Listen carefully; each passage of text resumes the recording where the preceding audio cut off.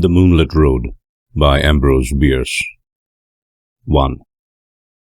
Statement of Joel Hetman Jr.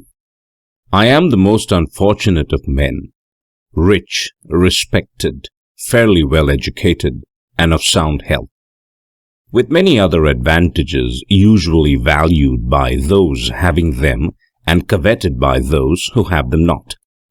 I sometimes think that I should be less unhappy if they had been denied me, for then the contrast between my outer and my inner life would not be continually demanding a painful attention.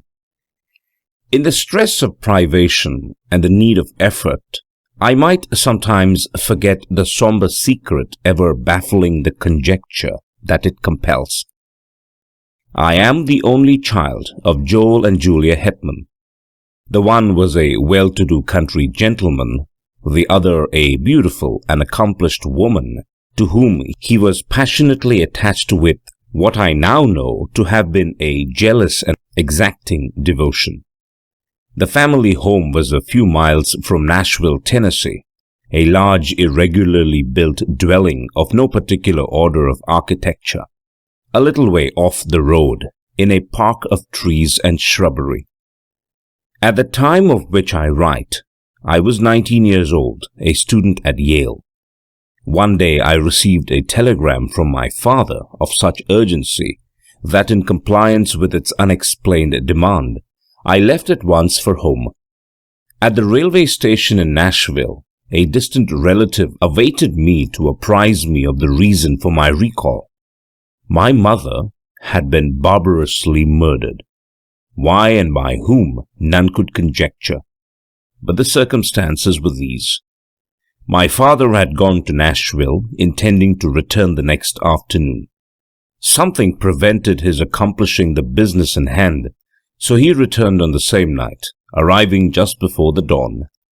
In his testimony before the coroner, he explained that having no latchkey and not caring to disturb the sleeping servants, he had, with no clearly defined intention, gone round to the rear of the house. As he turned an angle of the building, he heard a sound as of a door gently closed, and saw in the darkness indistinctly the figure of a man, which instantly disappeared among the trees of the lawn. A hasty pursuit and brief search of the grounds, in the belief that the trespasser was someone secretly visiting a servant, proving fruitless, he entered at the unlocked door and mounted the stairs to my mother's chamber. Its door was open, and stepping into black darkness, he fell headlong over some heavy object on the floor. I may spare myself the details. It was my poor mother, dead of strangulation by human hands. Nothing had been taken from the house. The servants had heard no sound, and excepting those terrible finger marks upon the dead woman's throat, dear God, that I might forget them, no trace of the assassin was ever found. I gave up my studies and remained with my father, who naturally was greatly changed. Always of a sedate, taciturn disposition, he now fell into so deep a dejection that nothing could hold his attention, yet anything, a footfall, the sudden closing of a door, aroused in him a fitful interest. One might have called it an apprehension. At any small surprise of the senses, he would start visibly, and sometimes turn pale, then relapse into a melancholy apathy deeper than before. I suppose he was what is called a nervous wreck. As to me, I was younger then than now. There is much in that. Youth is Gilead, in which is balm for every wound. Ah, that I might again dwell in that enchanted land. Unacquainted with grief, I knew not how to appraise my bereavement. I could not rightly estimate the strength of the stroke. One night, a few months after the dreadful event, my father and I walked home from the city. The full moon was about 3 hours above the eastern horizon. The entire countryside had the solemn stillness of a summer night. Our footfalls and the ceaseless songs of the katydids were the only sound, aloof, Black shadows of bordering trees lay athwart the road, which in the short reaches between gleamed a ghostly white. As we approached the gate to our dwelling, whose front was in shadow, and in which no light shone, my father suddenly stopped and clutched my arm, saying, hardly above his breath, "God, God, what is that?" "I hear nothing," I replied. "But see, see," he said, pointing along the road directly ahead. I said, "Nothing is there. Come, father, let us go in. You are ill." He had released my arm and was standing rigid and motionless in the center of the illuminated roadway, staring like one bereft of sense. His face in the moonlight showed a pallor and fixity inexpressibly distressing. I pulled gently at his sleeve, but he had forgotten my existence. Presently he began to retire backward, step by step, never for an instant removing his eyes from what he saw or thought he saw. I turned half round to follow, but stood irresolute. I do not recall any feeling of fear, unless a sudden chill was its physical manifestation. It seemed as if an icy wind had touched my face and enfolded my body from head to foot. I could feel the stir of it in my hair. At that moment, my attention was drawn to a light that suddenly streamed from an upper window of the house. One of the servants, awakened by what mysterious premonition of evil, who can say, and in obedience to an impulse that she was never able to name, had lit a lamp. And when I turned to look for my father, he was gone. And in all the years that have passed, no whisper of his fate had come across the borderland of conjecture from the realm of the unknown. 2. Statement of Caspar Grattan. Today I am set to live. Tomorrow here in this room will lie a senseless shape of clay that all too long was I. If anyone lift the cloth from the face of that unpleasant thing, it will be in gratification of a mere morbid curiosity. Some doubtless will go further and inquire, who was he? In this writing I supply the only answer that I am able to make. Caspar Grattan. Surely that should be enough. The name has served my small need for more than 20 years of a life of unknown length. True, I gave it to myself, but lacking another, I had the right. In this world one must have a name. It prevents confusion, even when it does not establish identity. Some, though, are known by numbers, which also seem inadequate distinctions. One day, for illustration, I was passing along a street of a city far from here, when I met two men in uniform, one of whom, half pausing and looking curiously into my face, said to his companion, "That man looks like 767. Something in the number seemed familiar and horrible. Moved by an uncontrollable impulse, I sprang into a side street and ran until I fell exhausted in a country lane. I have never forgotten that number, and always it comes to memory attended by gibbering obscenity, peals of joyless laughter, the clang of iron doors. So I say a name, even if self-bestowed, is better than a number. In the register of the potter's field I shall soon have both. What wealth! Of him who shall find this paper I must beg a little consideration. It is not the history of my life, the knowledge to write that is denied me. This is only a record of broken and apparently unrelated memories, some of them as distinct and sequent as brilliant beads upon a thread, others remote and strange, having the character of crimson dreams with interspaces blank and black, witch fires glowing still and red in a great desolation. Standing upon the shore of eternity, I turned for a last look landward over the course by which I came.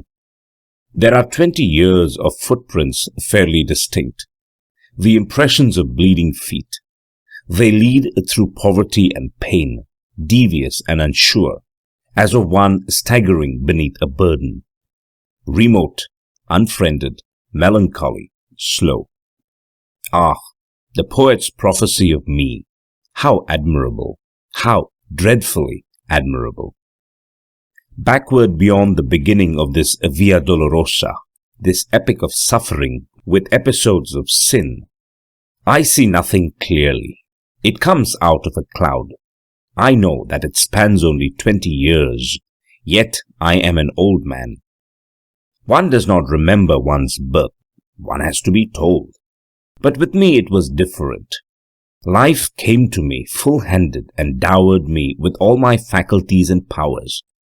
Of a previous existence I know no more than others, for all have stammering intimations that may be memories and may be dreams. I know only that my first consciousness was of maturity in body and mind, a consciousness accepted without surprise or conjecture. I merely found myself walking in a forest, half-clad, footsore, unutterably weary and hungry. Seeing a farmhouse, I approached and asked for food, which was given me by one who inquired my name. I did not know, yet knew that all had names. Greatly embarrassed, I retreated, and night coming on, lay down in the forest and slept. The next day, I entered a large town which I shall not name, nor shall I recount further incidents of the life that is now to end, a life of wandering, always and everywhere haunted by an overmastering sense of crime in punishment of wrong and of terror in punishment of crime. Let me see if I can reduce it to narrative. I seem once to have lived near a great city, a prosperous planter, married to a woman whom I loved and distrusted. We had, it sometimes seems, one child, a youth of brilliant parts and promise. He is at all times a vague figure, never clearly drawn, frequently altogether out of the picture. One luckless evening, it occurred to me to test my wife's fidelity. In a vulgar, commonplace way, familiar to everyone who has acquaintance with the literature of fact and fiction, I went to the city, telling my wife that I should be absent until the following afternoon.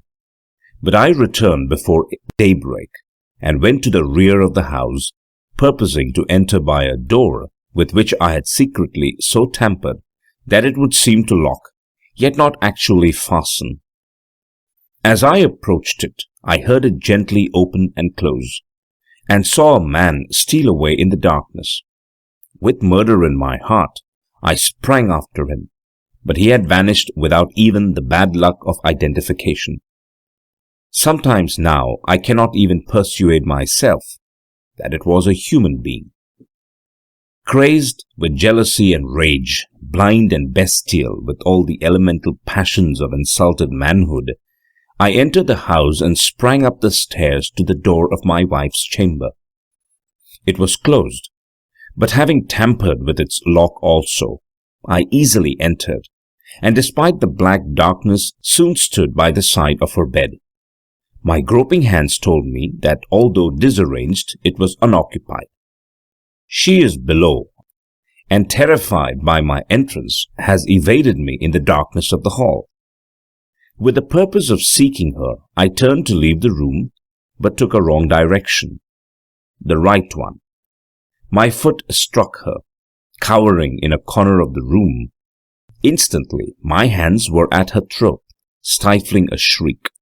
My knees were upon her struggling body, and there in the darkness, without a word of accusation or reproach, I strangled her till she died. There ends the dream. I have related it in the past tense, but the present would be the fitter form, for again and again the sombre tragedy reenacts itself in my consciousness. Over and over I lay the plan, I suffer the confirmation, I redress the wrong. Then all is blank, and afterward the rains beat against the grimy window panes, or the snows fall upon my scant attire. The wheels rattle in the squalid streets where my life lies in poverty and mean employment. If there is ever sunshine, I do not recall it. If there are birds, they do not sing. There is another dream, another vision of the night. I stand among the shadows in a moonlit road. I am aware of another presence, but whose I cannot rightly determine. In the shadow of a great dwelling, I catch the gleam of white garments. Then the figure of a woman confronts me in the road. My murdered wife. There is death in the face. There are marks upon the throat. The eyes are fixed on mine with an infinite gravity which is not reproach, nor hate, nor menace, nor anything less terrible than recognition. Before this awful apparition, I retreat in terror, a terror that is upon me as I write. I can no longer rightly shape the words. See, Now I am calm, but truly there is more to tell. The incident ends where it began, in darkness and in doubt. Yes, I am again in control of myself, the captain of my soul. But that is not respite. It is another stage and phase of expiation. My penance, constant in degree, is mutable in kind. One of its variants is tranquility. After all, it is only a life sentence. To hell for life. That is a foolish penalty. The culprit chooses the duration of his punishment. Today my term expires. To each and all, the peace that was not mine. 3. Statement of the late Julia Hetman through the medium by Rose. I had retired early and fallen almost immediately into a peaceful sleep, from which I awoke with that indefinable sense of peril which is, I think, a common experience in that other earlier life.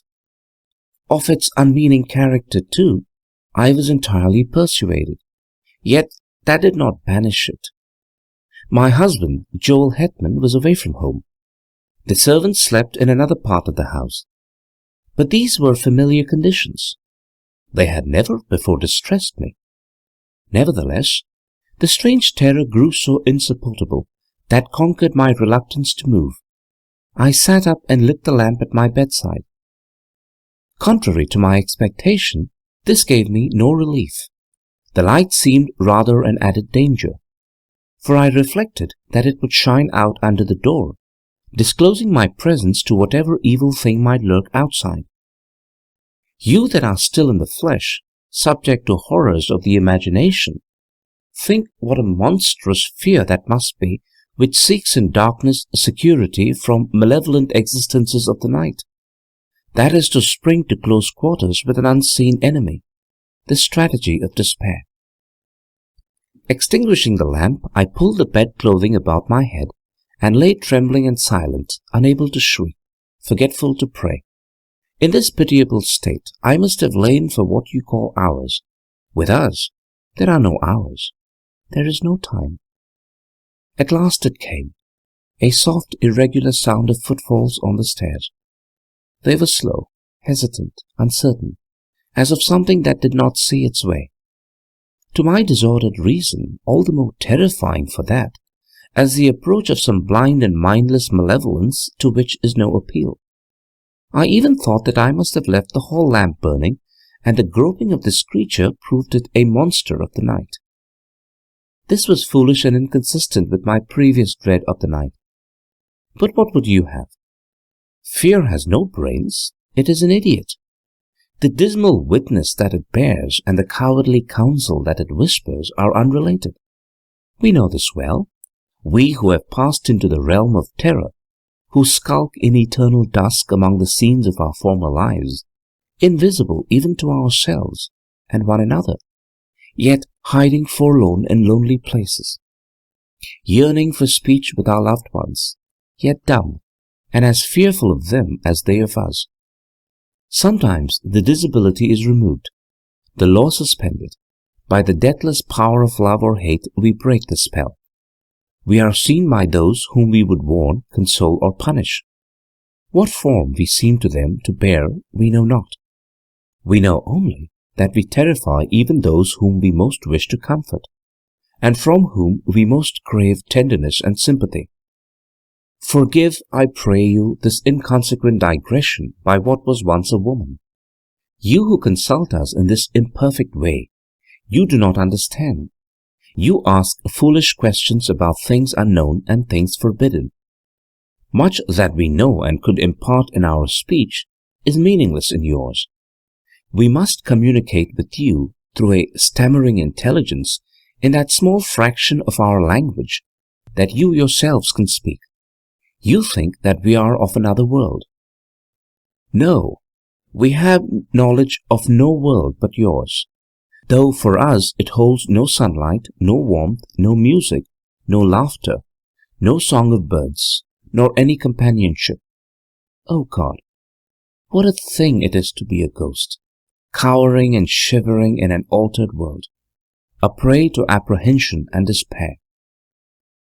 No, I did not die of fright. The thing turned and went away. I heard it go down the stairs hurriedly. I thought, as if itself in sudden fear. Then I rose to call for help. Hardly had my shaking hand found the doorknob when, merciful heaven, I heard it returning. Its footfalls as it remounted the stairs were rapid, heavy and loud. They shook the house. I fled to an angle of the wall and crouched upon the floor. I tried to pray. I tried to call the name of my dear husband. Then I heard the door thrown open. There was an interval of unconsciousness, and when I revived, I felt a strangling clutch upon my throat, felt my arms feebly beating against something that bore me backward, felt my tongue thrusting itself from between my teeth. And then I passed into this life. No, I have no knowledge of what it was. The sum of what we knew at death is the measure of what we know afterward, of all that went before. Of this existence we know many things, but no new light falls upon any page of that. In memory is written all of it that we can read. Here are no heights of truth overlooking the confused landscape of that dubitable domain. We still dwell in the valley of the shadow, lurk in its desolate places, peering from brambles and thickets at its mad, malign inhabitants. How should we have new knowledge of that fading past? What I am about to relate happened on a night. We know when it is night, for when you retire to your houses and we can venture from our places of concealment to move unafraid about our old homes, to look in at the windows, even to enter and gaze upon your faces as you sleep. I had lingered long near the dwelling where I had been so cruelly changed to what I am, as we do while any that we love or hate remain. Vainly I had sought some method of manifestation, some way to make my continued existence and my great love and poignant pity understood by my husband and son. Always, if they slept, they would wake, or if in my desperation I dared approach them when they were awake, would turn toward me the terrible eyes of the living, frightening me by the glances that I sought for the purpose that I held. On this night, I had searched for them without success, fearing to find them. They were nowhere in the house, nor about the moonlit dawn.